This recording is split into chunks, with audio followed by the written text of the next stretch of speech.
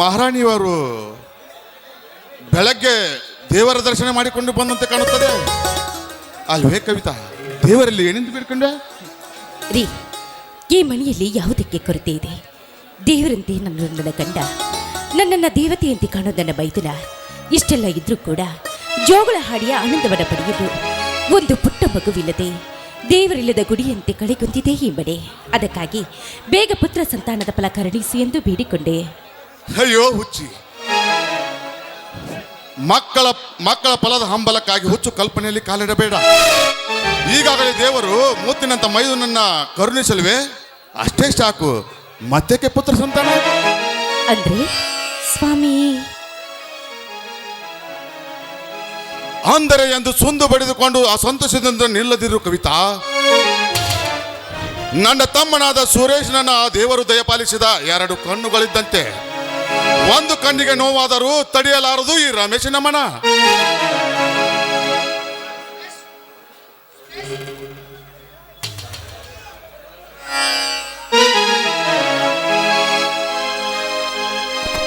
ಅಣ್ಣ, ಸತಿಪತಿಗಳಿಬ್ಬರದು ಯಾವುದೋ ಗಾಢವಾದ ವಿಚಾರದಲ್ಲಿ ತನ್ಮರೆ ತೋರ್ತದೆ. ಅಯ್ಯೋ ಸುರೇಶ್, ಈಗ ತಾನೇ ಬಂದಿಯಾ? ಓದು ಚೆನ್ನಾಗಿ ನಡೆಯುತ್ತೆ, ಪರೀಕ್ಷೆ ಚೆನ್ನಾಗಿ ಮುಗಿಸಿದೆ ತಾನೆ? ಇದ್ದಿರಲ್ಲ ನಾತ್ತಿಗೆ, ನಿಮ್ಮ ಆಶೀರ್ವಾದ ಫಲದಿಂದ ಪೇಪರ್ ಚೆನ್ನಾಗಿ ಬರೆದಿರುವೆ. ಅಣ್ಣ, ಈ ಪ್ರಪಂಚವೇ ಕಣ್ ತೆರೆದು ನೋಡುವ ಮುನ್ನ ಯಾವ ಮಹಾತಾಯಿ ನನ್ನ ಹೊತ್ತು ಕಸದ ಬುಟ್ಟಿ ಕೂಸಾಗಿ ಬಿಟ್ಟು ಹೋದಾಗ ನಿಮ್ಮ ತಂದೆ ನನ್ನನ್ನು ತಂದು ಸಾಕಿ ಸಲುಹಿದರು. ನೀವು ವಿದ್ಯಾಬುದ್ಧಿ ಕಲಿಸಿ ನನ್ನ ಉನ್ನತ ಶ್ರೇಣಿಗೆ ಪಾತ್ರರಾದ ನೀವು ನನ್ನ ಪಾಲಿನ ದೇವರು. ಹೇಳಪ್ಪ, ನಾನು ದೇವರಲ್ಲ, ನರಮಾನವ. ಇದು ಮಾಂಸದ ಮುದ್ದೆ, ಈ ಶರೀರ. ನಾವು ಈ ಜೀವನ ಎಂಬ ಜೋಕಾಲಿಯ ನಟನೆಕಾರರು ಅಷ್ಟೇ. ನಾವು ಇಲ್ಲಿ ನಟನೆ ಮಾಡುವ ನಾಟಕಕಾರರು, ಆ ಸೂತ್ರಧಾರಿ ಆ ದೇವರು. ಬೀದಿಯಲ್ಲಿ ಅಳುತ್ತಿರುವಾಗ ನಿನ್ನನ್ನು ಕಂಡು ನನ್ನ ತಂದೆ ಹೊತ್ತು ತಂದು ಆ ದೇವರು ದಯಪಾಲಿಸಿದ. ಅದರಂತೆ ನಿನ್ನನ್ನು ಜೋಪಾನ ಮಾಡಿ ತನ್ನ ಮಕ್ಕಳಿಗಿಂತ ಹೆಚ್ಚಾಗಿ ಜೋಪಾನ ಮಾಡಿದರು. ಇದನ್ನು ಮಾನವ ಮಾಡುವ ಮಾನವೀಯತೆ ಕರ್ತವ್ಯ ಅಲ್ಲವೇ? ನಿಮ್ಮ ತಂದೆಯಂತೆ ನೀವು ಕೂಡ ನನ್ನನ್ನು ಸ್ವಂತ ತಮ್ಮನಿಗಿಂತಲೂ ಹೆಚ್ಚಾಗಿ ಜೋಪಾನ ಮಾಡಿ MBBS ವರೆಗೂ ವಿದ್ಯೆ ಕಲಿಸಿರುವಿರಿ. ನಿಮ್ಮ ದಯದಿಂದ ನನಗೊಂದು ನೌಕರಿ ಸಿಕ್ಕರೆ ಅಂದು ಸಿಕ್ಕ ಬೀದಿಯ ಕೂಸು ಒಬ್ಬ ಡಾಕ್ಟರ್ ಆಗಿ ಮಾಡಿದಿರಿ. ನಿಮ್ಮ ಕಷ್ಟದ ಕಾಯಕ ಅಷ್ಟಿಷ್ಟಲ್ಲ, ಅಪಾರ. ಈ ನಿಮ್ಮ ಋಣವನ್ನು ತೀರಿಸಬೇಕೆಂದು ನಿಮ್ಮ ತಮ್ಮನಂತ ನಿಮ್ಮ ಮಗನಾಗಿ ಹುಟ್ಟಿ ಬಂದು ನಿಮ್ಮ ಋಣ ತೀರಿಸಿ ಋಣಮುಕ್ತನಾಗುತ್ತೇನೆ. ಸುರೇಶ್, ಇಂಥ ಅಪಾರವಾದ ಸೋದರತ್ವ ಪ್ರೀತಿ ಕಂಡು ನನಗೆ ತುಂಬಾ ಸಂತೋಷವಾಗುತ್ತಿದೆ. ನೋಡು ಸುರೇಶ್, ಓದು ಮುಗಿಸಿರುವಿ, ಇನ್ನು ಡಾಕ್ಟರ್ ನೌಕರಿ ಪಡೆದುಕೊಂಡರೂ ನನ್ನದೊಂದು ಕೆಲಸ ಬಾಕಿ ಉಳಿಯುತ್ತದೆ. ಅದೇನೆಂದರೆ ನಿನಗೆ ಮದುವೆ ಮಾಡಿಸುವುದು ನನ್ನ ಭಾರ ಕಡಿಮೆ ಆಗುತ್ತದೆ.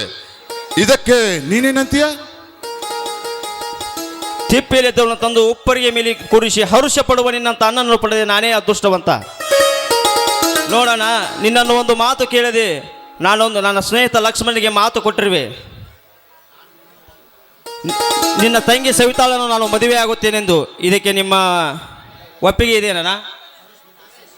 ಸುರೇಶ್, ನಿನ್ನ ಆಸೆಯಂತೆ ನಿನ್ನ ಸ್ನೇಹಿತ ಲಕ್ಷ್ಮಣ ತಂಗಿಯ ಕೊರಳಿಗೆ ತಾಳಿ ಕಟ್ಟಿದರೆ ನೀ ಕೊಟ್ಟ ಮಾತಿಗೆ ಬೆಲೆ ಬರುತ್ತದೆ. ಕವಿತಾ, ಹೌದು ರೀ, ಆ ಬಡ ಕನ್ಯೆಯನ್ನ ನನ್ನ ಮನೆಗೆ ಸೊಸೆಯನ್ನಾಗಿ ಮಾಡಿಕೊಂಡ್ರೆ ಈ ಸಮಾಜದಲ್ಲಿ ನಮಗೂ ಬೆಲೆ ಬರುತ್ತೆ. ಹಾ ಸುರೇಶ್, ನೀನು ಒಳಗೆ ನಡೆಯಪ್ಪ. ನೋಡು ಕವಿತಾ, ನೀನು ಈ ಮನೆಗೆ ಹಿರಿಯ ಸೊಸೆಯಾಗಿರುವೆ. ಗುರು ಹಿರಿಯರ ಅಪ್ಪಣೆ ಅಂತ ನಿನ್ನೆ ಮದುವೆ ಮಾಡಿಕೊಂಡೆ. ಈಗ ನಿನ್ನ ಪತಿಯಾಗಿ ಹೇಳುವ ಮಾತೆಂದರೆ ಸುರೇಶನಿಗೆ ಯಾವ ತೊಂದರೆ ತೊಡಕು ಬಾರದಂತೆ ನೋಡಿಕೊಳ್ಳುವುದು ನಿನ್ನ ಕರ್ತವ್ಯ. ಇದೇ ಈ ಪತಿಯ ಪರಮಾಜ್ಞೆ. ಆಯ್ತು ಸ್ವಾಮಿ, ನಿಮ್ಮ ಮಾತಿನಂತೆ ನಡೆದುಕೊಂಡು ಹೋಗ್ತೀನಿ. ಕವಿತಾ, ನಾಳೆ ನನ್ನ ತಮ್ಮನಿಗೆ ಕನ್ಯಾ ನೋಡಲು ಹೋಗೋಣ. ಎಲ್ಲ ಸಿದ್ಧತೆ ಮಾಡು. ನಾನಿನ್ನು ತೋಟಕ್ಕೆ ಹೋಗಿ ಬರುತ್ತೇನೆ. ತೋಟಕ್ಕೆ ಹೋಗುವ ಮುನ್ನ ಈ ನಿನ್ನ ಪತಿನಿಗೆ ಒಂದು ಶ್ರೀಮುತ್ತು ಕೊಡಬಾರೆ ಹತ್ತಿರ.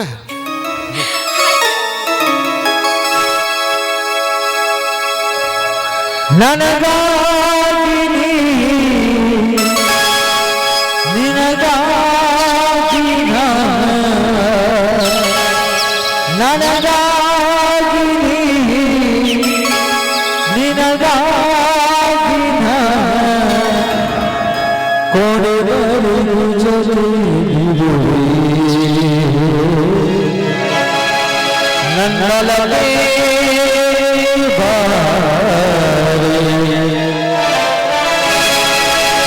चल रे बलवा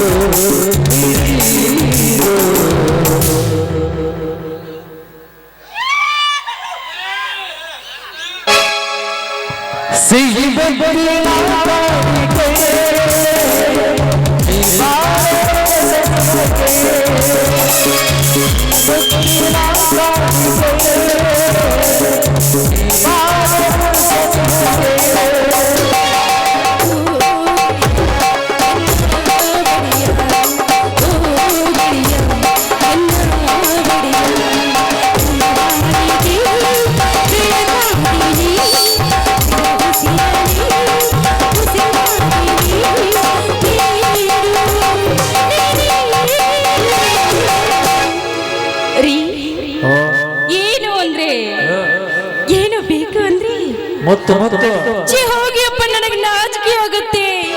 ಸಿಹಿ